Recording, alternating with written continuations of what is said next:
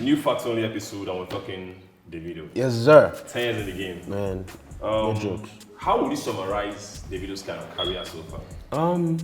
I think Davido's career can be summarized. First things first, shout out to Davido. Amazing career at the top. Because we'll summarize it in like 4 or 5 steps. The first part will be Davido back when. The second era will be how Davido overcame adversity and criticism and lack of acceptance from the Nigerian audience. And the third part will be how after he won that, he then transcended that to an African, to a Nigerian audience, a large Nigerian audience that transcended Lagos, an African audience, and then went to the world. Then we are going to look at Davido's legacy.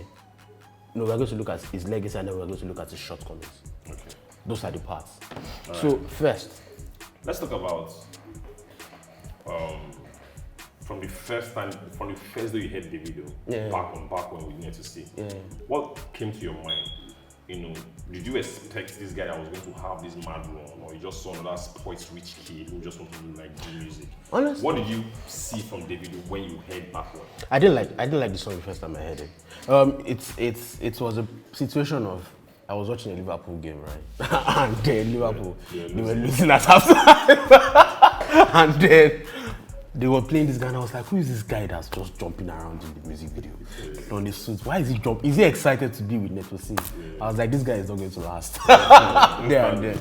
But then, all of a sudden, the guy started going on press runs, getting on media rounds, and then Dami Duro dropped. I was like, yeah, he's here to stay. Because what he did with Dami Duro was, so between back when and Dami Duro, he was this guy who was in the news a lot as a rich kid. He would be on radio interviews and the little ones that he did at the time. And what he was always trying to defend himself and his hard work to get there. He didn't just stumble upon back when. This is a guy in 2009. He almost produced on Mode 9's Da Vinci Mode, right? Mode 9 went to his dad's house and Davido was so eager to give Mode 9 a beat that Mode 9 collected it. He almost made the record with MI, but somehow it got on the hard drive and the hard drive crashed. That was why Davido didn't make it to the album, right? Before then, Davido was schooling in Alabama. He was a music producer. He told Breakfast Club and Ibro that he learned music production to support himself as an artist. So it back when was just a culmination of his step. Now, between back when and Dami Duro, it was the guy who was perceived as the rich kid. People didn't want to accept him. Now, we live in a country where the rich is like the top 1%. Like, a lot of people think people are rich in this country where you see them. A lot of people that you consider rich are just middle class. Davido's father is rich. The man is worth about $800 million to $1 billion. That's top shelf money. He's rich, right? This guy was born in Atlanta. He is the definition of a rich kid. So Nigerians did not like him. People didn't give him a chance. You would literally see people, Davido would come online and tweet something, and he was so free-spirited that at the time that he was tweeting a lot of funny stuff. People would just be giving it to him. You this rich kid, what do you know? Get out. Stuff like that. So what he did on Dami Duro was, Davido came into his own and owned it. He owned it. Like, okay, you people think I'm not hiding from this anymore. This is who I am. In the opening montage for Dami Duro video, a waiter came to meet him at the club and said, the waiter was asking for money. What did he do? He just looked at the guy with disgust, collected the money and slammed like a bale of like dollars or naira on the guy's tray. And then he proceeded to pour the drinks on the floor, right? And then what was the topic on the song? Emma Dami Duro alone, Babalo. That means you can't stop me, I'm the son of a rich man. That was a giant middle finger to everybody. If you can't accept me, then there's nothing you can do about it. I'm here to stay. He owned it. And that wasn't just the first time he owned it.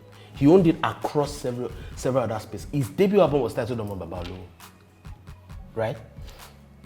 But by the other phase of his career, he made it like, okay, I'm not talking about Babalo anymore. I'm talking about myself now.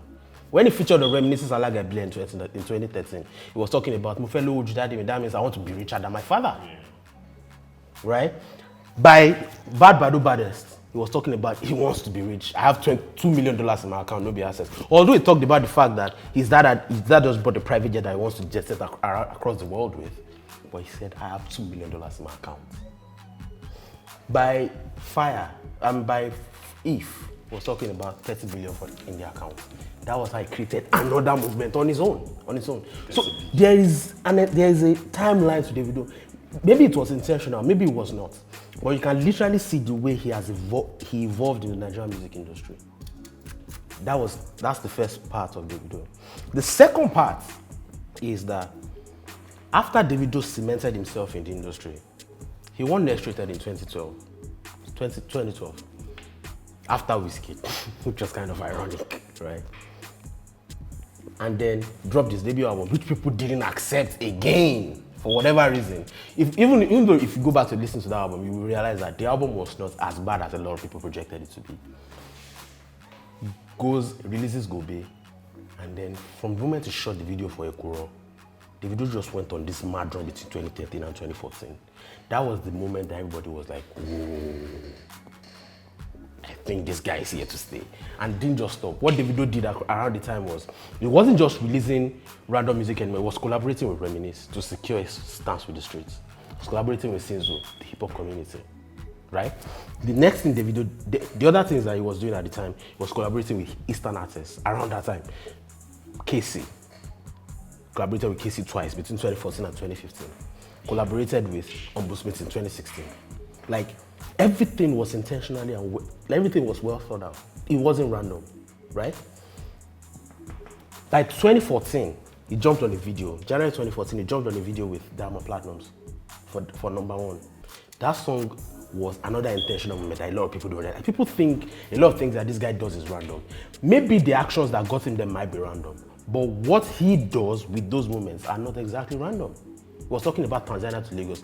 That thing opened, people knew Diamond here courtesy of MTV Base and Trace and all of that. But that song put an identity to Diamond. When they performed that song, interestingly, Davido won Artist of the Year at the Mamas that year. When they performed that song at the Mamas, everybody knew what was happening. So the intentionality of Davido's moves, that's what a lot of people need to give him credit for, and how he maximizes on every opportunity. Then from there, Mafikizolo was popping, jumped on the record with Mafikizolo. They had this Aichukucha record, jumped on the record with Uru. He knows how to spot. He's always seen moments and knows how to jump on them. Let's go back to this to discuss Davido's strength. Yeah. What are his strengths? Number one, Davido knows how to spot waves and recognize moments and maximize upon moments. Number two, his nature as a person is fantastic. People like him. Like, even though people struggle to accept him at the start, he's found a way to attract people who are able to resonate with him. Like, oh, why do you guys hate this guy for being who he is? I want to like this guy. The third thing that Davido has this underdog mentality every time. Like, even as Davido is a superstar, a part of him still sees himself as an underdog. You said it in 2019, that Davido needs it. He needs that underdog mentality to thrive. Like, look at Michael Jordan, for example, the documentary, The Last Dance. Several times in Michael Jordan's career, he needed to feel like he had something to prove to succeed. When Davido was interviewed by Ebuka, and he was talking about Burna Boy and Wizkid, he was like, all these things when I want to go do it, no go work. He needs those, like psychologically, he needs those things to thrive. He wants to feel like that. The more people tell him that, oh, you are the rich kid and you are the this and you are the that, it's drive. He just wants to prove you wrong. It's a strength for him. And finally, another strength that Davido has is Davido understands the anatomy of hit records. He understands it. He gets it. Like, Davido understands how to put one-liners in your head, quotables. And it's helped him in this streaming era as well, because he has been able to craft hooks around quotables and words that resonate.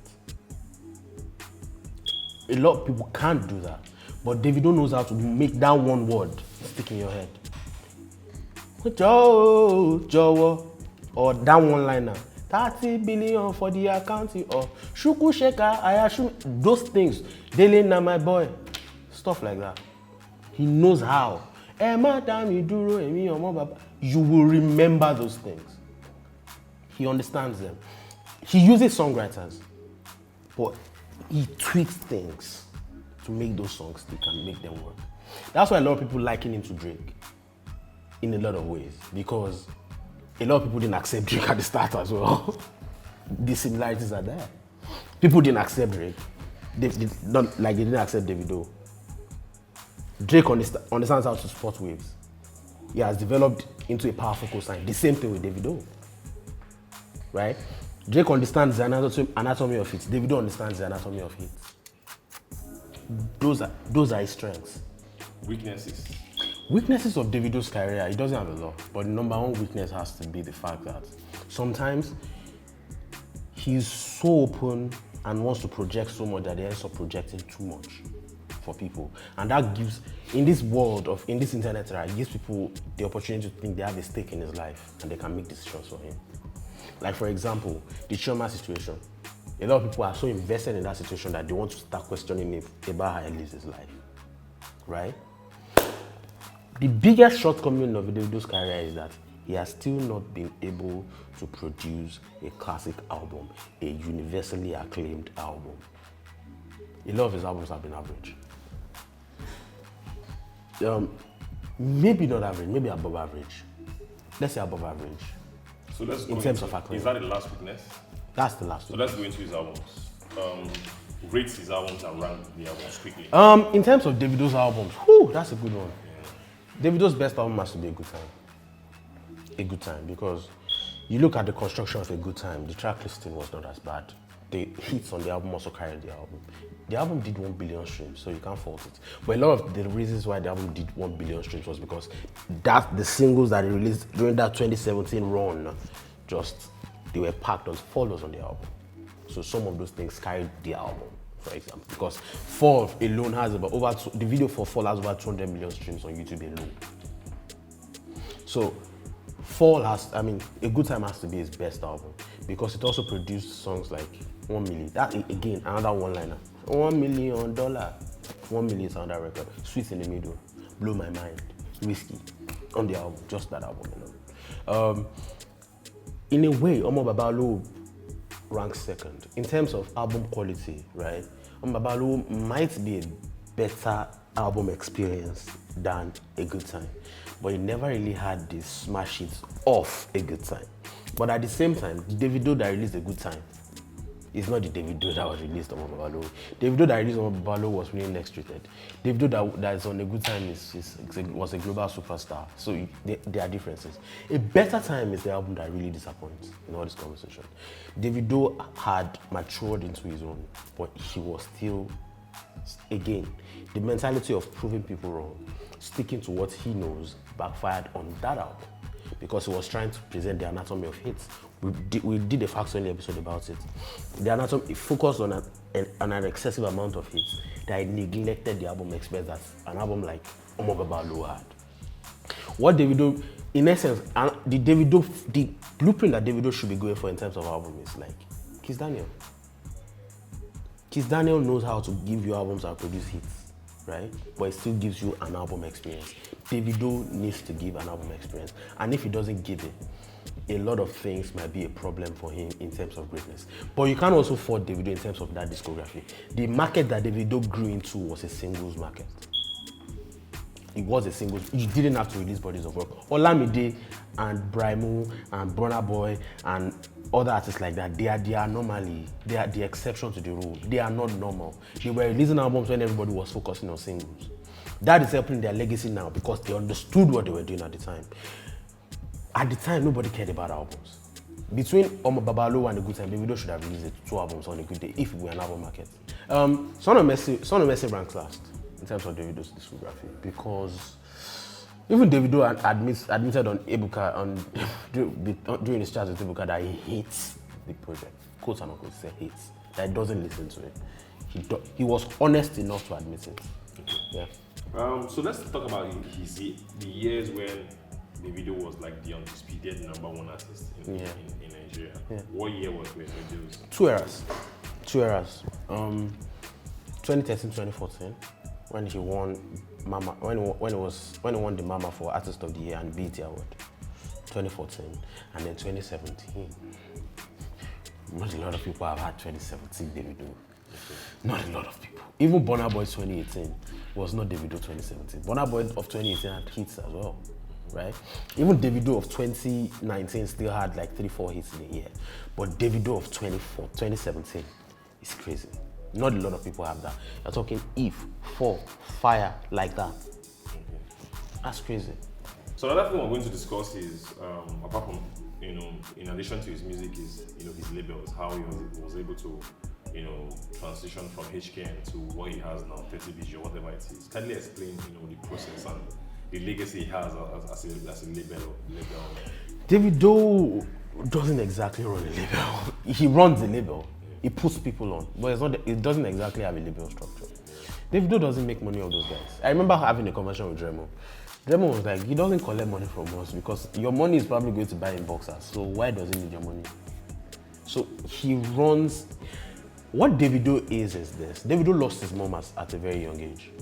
So he had to depend on people. The way he was talking about the loss of his mom during that interview with Ebuka was very telling. He had to depend on people, friends, rely on other people because he grew up in a large family, right? Those friends and his cousins, the first set of that was HKN. But by DMW and 30BG, everything just went like that. And Davido has fierce loyalty towards his people. Look at how he was talking about Yonda during the press run for a good time. He has fierce loyalty towards his people. Sometimes it doesn't make sense. Sometimes it backfires on him as well. But he doesn't know how to throw his people under the bus. It's the same. So the legacy of Davido as a business guy, as a label executive, regardless of if DMW is a label or not, DMW is a successful label. DMW has Davido, Peruzzi, Mayor, Dremo. How many labels have that in Nigeria? Not a lot of you people. Even if it's just like Mayor, Davido found Mayor in 2017. That was Davido's year, right? Mayor came into the picture that year, right? By 2019, Davido was the one that needed to jump on Mayor's wave. That doesn't happen very often. That you are the one that's jumping on your artist's wave. You are the one that needs the wave now, because if you can't fault the fact that Mayorkun was arguably, some people put some at the end for yearly, some people put him at number 1 on their list. You can't fault that for 2020. You can't fault it. He had a stellar year, right? So you can't fault it. So with Davido, the ability again is sports waves. Part of sporting waves is sporting talent. He found Mayorkun via Mayorkun was playing keys. He was singing The Money, playing piano, right? That was how he found him. He saw something and signed the guy. There's Ido West on that label as well. Ido West is dope.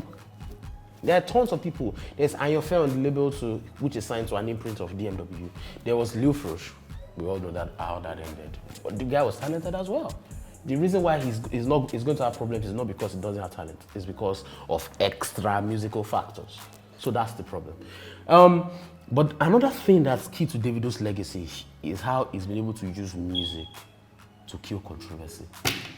Amazing. So talking about controversy too, being snapped with women on the bed and stuff like that, he has always found a way to be in the news. How has this affected him in general, his legacy in music? Being a superstar is kind of synonymous with being controversial. You can't separate it. Except you are outliers, like say Asha. Asha is not even exactly superstar level. But you can't be a superstar without having controversies. It's not possible, right? With that level, it was also important. It was an important moment in Davido's transition, right? When he was caught with the girl. When the girl snapped the picture of Davido and posted it online, and Davido was fast asleep. My guy did something throughout the night he couldn't, that's how it went. That was the moment when a lot of people, Davido split opinions for the first time for doing something that people didn't exactly endorse. People were not talking about, oh, he's a spoiled little rich kid. People were talking about, he's a celebrity. That moment was very important in Davido's transition, that moment. Before, if it had been a year earlier, before Dami Duro, people would have talked about, oh, spoiled little rich kid. But after that, Davido had owned his own narrative. It was about irresponsible celebrity, which is better in terms of branding than Spoil Little Rich Kid, right? He overcame that. And one big controversy, there are the controversies that have been bigger in Davido's life, the beef, of course, with Wizkid and Burna Boy, obviously. And then the Dele Momodu, Sophie Momodu, and Imade situation. The Wizkid and Burna Boy situations are kind of unavoidable. Even if you don't fight, people will pit you against each other. Fans have a way of amplifying some of these things. We can't blame fans because they also acted on it. Look at the situation where they both went on a plane to the US or the UK. They got there and one person decided stopping each other on social media. They had a part to play in that. But the problem with Wiz and Davido is that they need to be careful because in 10 years, they are going to forget all this beef. You remember Two-Face and D'banj? When Two-Face and D'banj made a record together, the time had passed. It was a good record, but Feeling Good it came way too late. It should have come at least 5 years earlier. The last era for David and Wiz to make a record is now. If they don't, they are going to regret it in 10 years. Because it's a moment. It's like when Alicia Keys and Beyonce made the record in 2010. Like you have to seal your moment. You literally have to. It's like seeing Drake and Kendrick on that Kendrick on that Buried Alive interview. These things are important. So if Wiz and David, they need to find a way, even if it's just for 1 year, one of those times that they are cordial, find a way to make a record together. Okay, that brings us to the Wizkid conversation. Yeah. You know, from being like a big bro, to Davido. You know, they became rivals. And how did that relationship, kind of the rivalry relationship, whatever you call it, help Davido as an artist? Oh, it helped him. It's like Ronaldo and Messi. You remember how Ronaldo and Messi have admitted? You remember when Ronaldo and Messi were rivals in La Liga? You remember when Messi won his last Ballon d'Or and Van Dijk was opposite them? You remember what was happening? They were enjoying each other's company. That's what will happen to David and Wiz at some point in their lives. The two of them, they made each other better. The fact that they were rivals. Like, David has that underdog mentality. Wiz came from nothing, relatively. So the fact that the two of them are striving for something means that they were going for it at every point, at every opportunity they had. Wiz was the guy. David looked up to Wiz, right? He has said it several times. He has admitted it. But then David got bigger. Obviously, it's just human nature. Competition is human nature. They made each other better. They made each other last longer in the game.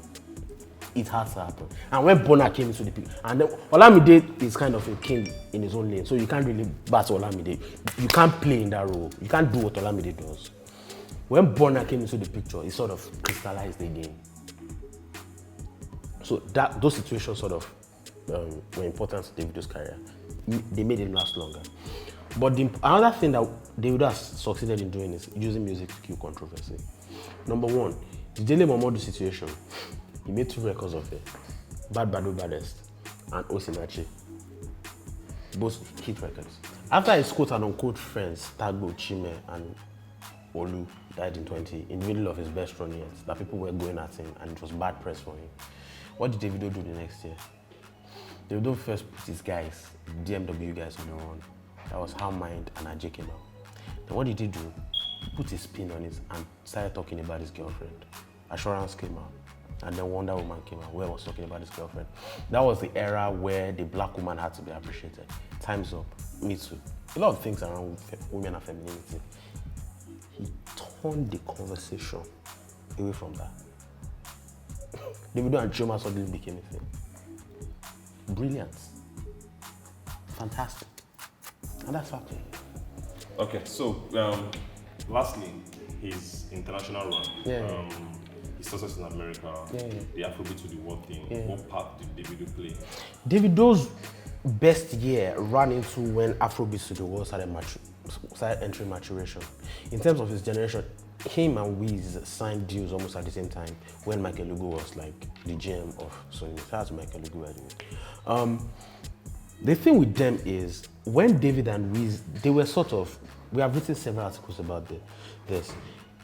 they were sort of guinea pigs for American music capitalism.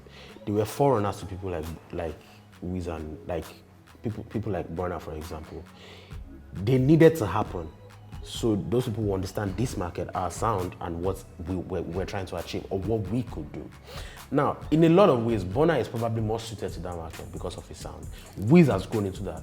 It's an album like Made in Lagos, which unifies like black people across the world. But at the start of it exactly, those guys didn't have the best of times. That was why David had released Son of Mercy and came back to Nigeria. He came back home and had that year, then went back again. Luckily for him, when he came back home was when he had Fall. Fall is Nigeria's biggest record on American soil in terms of sales. It's going to be certified platinum first. So shout out to Davido for that, by the way. Even though Ye has also been certified gold, but Fall is the biggest one. It was, last time we checked it, actually about 750,000 in terms of album equivalent, song sale equivalents, right? So when they went into it, was not exactly, it was not palatable. Those guys didn't understand the market, they didn't understand what worked. Those guys didn't understand what would work for them. They didn't understand what was required. Those guys also didn't understand what was required. So they were all trying things. That was why Wiz released sounds from the other side. That was why David was messing with a lot of sounds on Son of Mercy. So, but later, over the past 2-3 years, it's gotten better. It's gotten more assured. It's had more power. Relatively, the argument now is he has more power, more creative control. That's why he was able to release a better time.